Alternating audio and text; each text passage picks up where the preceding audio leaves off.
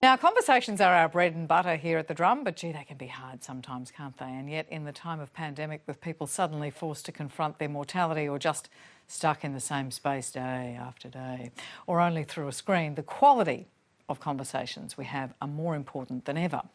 In her new book, American writer and podcaster Anna Sale asks whether we're doing it right. Let's talk about hard things, tackles death, money, sex, family and identity, exploring what the experts say and how our background influences the way we converse. When I spoke to Anna, she told me about grief counsellor Megan Devine, who urges people to push beyond platitudes and witness the horror of loss.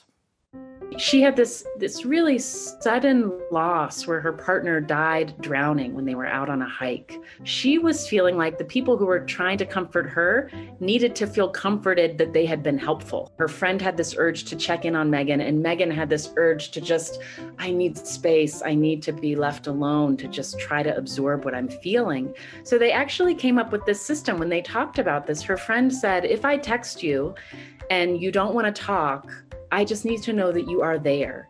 So can you just text me back an asterisk? So just that little star sign.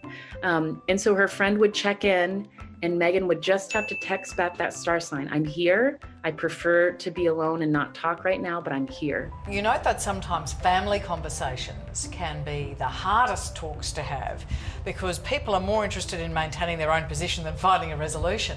And perhaps that's because as we grow up, we partner up with different people. Maybe we're in a different economic class from our parents and siblings. Maybe our educational levels are different.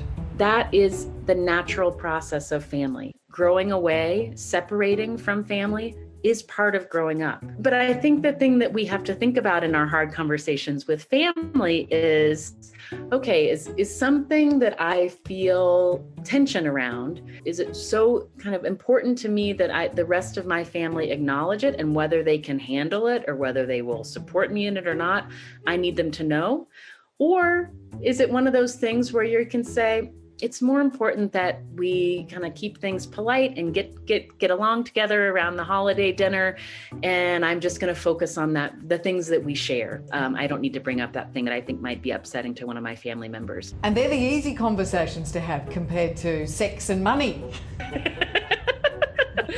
Money conversations are so hard because, first of all, we have such little practice talking out loud about money that we don't even have a vocabulary for it. And then all your beliefs around money, how you ought to spend money and how you ought to save money. These are all these really powerful beliefs that we get from, our families of origin, the culture we grew up in, and we don't even compare notes about them. So we just assume that everybody is walking around with the same beliefs around money and behaviors. And obviously that's not true. There's one piece of advice that you give, and that is slow down your reaction times when you're having a difficult conversation. I come to this as a journalist. I'm an interviewer, and I am a professional listener, and I've gotten quite good at it when I'm talking to strangers about hard things. I'm very good at listening and being slow and making room for people to explain themselves and to feel heard. And I am less good at this with people I love, when there's a conflict. Like a really good indicator that you're moving away from that when you get hot emotions or feel reactive is it just speeds up. If I hear something that doesn't feel like the way I would say something, I want to rush to correct it. And then you're having a debate about who's going to win. You're not having a conversation.